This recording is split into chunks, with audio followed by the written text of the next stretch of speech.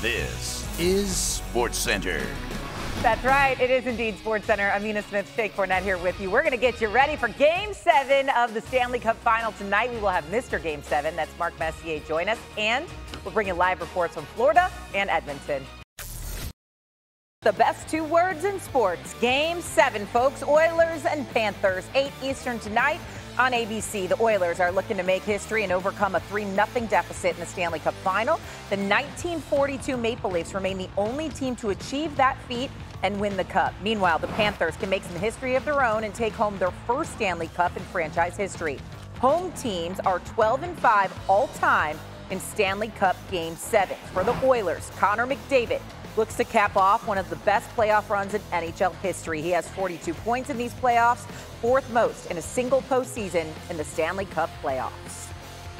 NHL reporter Emily Kaplan joins us now from Fort Lauderdale, Florida. And Emily, the Panthers have now missed the final practice before tonight's Game 7. And so, what is the latest on his status for tonight? No reason to worry about Bob. Yesterday, they just wanted to get him on a normal rest schedule, but he was out there today about 20 minutes before the rest of his teammates for an optional skate. That's very typical of him. We're expecting him in the game tonight. You know, the team has said this is not Bob's fault that he's allowed so many goals over these last 3 games, letting the Oilers back in it. We need to play better defense in front of him. There will be some other lineup changes for the Florida Panthers, though. Coach Paul Maurice is putting Kyle Okposo, the veteran, in, and Nick Cousins is coming out. And this morning, Paul Maurice talked about how difficult it was to make that decision, Game 7 of the Stanley Cup Final, and telling Nick Cousins, such a popular teammate who's been here 2 years. He said he took it like a champ. It was very team first, whatever you guys need. So we'll see if it pays off tonight. He just said it was a hockey decision. Kyle Okposo has played slightly better than Nick Cousins in the games that he's been in. Yeah, you mentioned all of those goals that the Panthers have given up, 13 over the last 3 games. Let's stay with the Oilers now. They're on the cusp of a historic comeback. What is the pressure breakdown for Edmonton at this point? Well, it all begins with their captain, Connor McDavid, Shea. And yesterday, he was on the podium talking about how he wanted to treat today as ordinary as possible. And I've seen it in this series and really all season long. Connor McDavid's demeanor doesn't change at all. And last night we had a production meeting and our very own Mark Messier was talking about one of the greatest qualities of leadership is consistency. And I thought about Connor McDavid, who's consistent in the way he acts, but also the way he plays. You know, we're seeing the offensive flash, but also the way that he's back-checking and playing good defense. And his team follows. When I was in their locker room yesterday talking to some of the guys, veteran Adam Henrique told me, even when we were down 0-3, like, we were really confident, and it felt so different inside the room than you guys thought it felt outside. They're so confident in themselves, and I do believe that all begins with Connor McDavid. Oilers are seeking their first championship since 1990. When you got Mr. Game 7 saying stay consistent, I think you start listening when you got a Game 7 on the horizon. Emily, thank you. Thanks, Shea. All right, we will hear from Mark Messier later on in this hour. Right now, we got ESPN sports betting analyst Aaron Dolan here with us. And Aaron, what are the odds looking like for tonight? Well, it seems like it's going to be an absolute top toss-up. That's what the odds makers currently have this at. The money line is -110 on both sides. So this is the first time since November 22nd of last year that we have seen the Panthers not be favored when playing at home. And that, of course, is despite home teams going 12-5 straight up in Game 7 of the Stanley Cup Final, and that includes just all time. So we obviously saw the Panthers had that 3-game lead.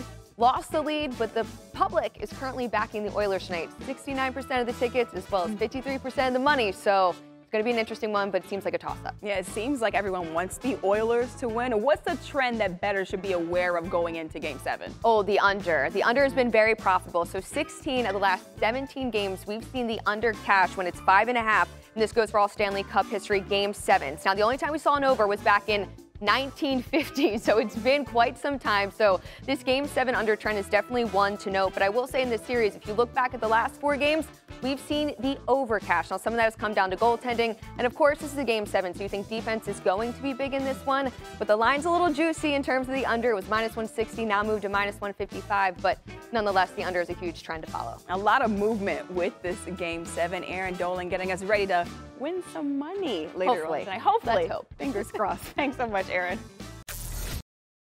take a look back at the most memorable Game 7s in the Stanley Cup. We start in 2019. The Bruins hosted the Blues in Game 7. St. Louis scored twice in the first period, won 4-1 to take home their first championship in their 51st season, snapping the third longest drought in NHL history. To 2011 now was the Bruins again, and they took down the Canucks in Vancouver in Game 7 of the Stanley Cup thanks to 37 saves from Tim Thomas. After the game, riots erupted in Vancouver after their team failed to take home its first cup ever.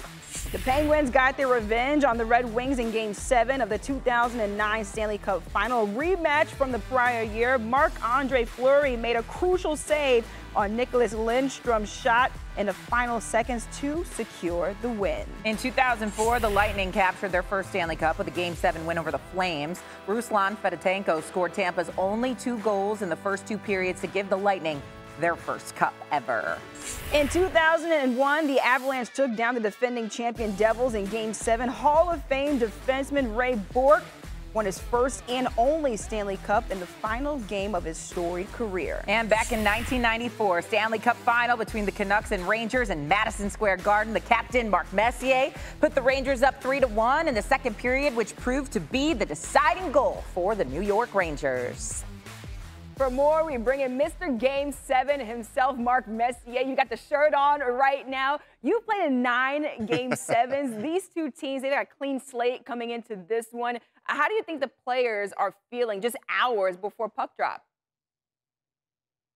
Oh, like I was, very emotional, very reflective. You're thinking about how you got to this moment in your lifetime, all through your minor hockey, starting with your mom and dad and your parents and family who helped you get to this level. And then, of course, all the coaches in minor hockey and all the billet families. And then you look around the room and you're so grateful for the efforts that your teammates have put in to galvanize a team to get to this point. It's very, very, very emotional.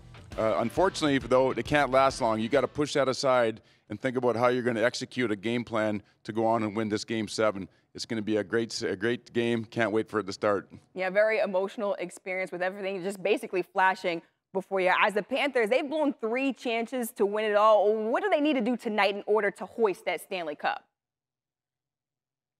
They got to get back to their game, their identity. They've lost it a little bit in this series, and I think they lost it in Game 4 when they were beaten 8-1. They've been able to really take teams out of their game in these playoffs through their relentless forecheck and that swashbuckling style of relentless kind of pressure, very aggressive style of play, backstopped by an incredible goalie.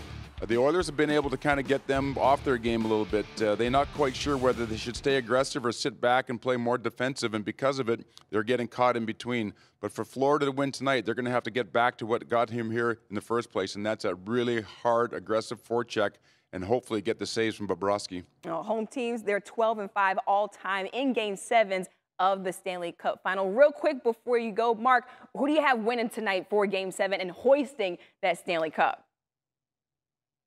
Well, I picked the Rangers and the Oilers to be in the final this year, and before the series started, I had the Oilers in 7, and I'm not going to back off that now. Obviously, blood's thicker than water. My experiences in Edmonton, being from Edmonton, playing for the Oilers. I love the Florida Panthers. I said all year long, I love the way they play. They're one of my favorite teams to watch, but I got the Oilers in 7. Yeah, all the above is why I would think that you would go with the Oilers in Game 7. Mark Messier with some perspective. Thank you so much, Mark.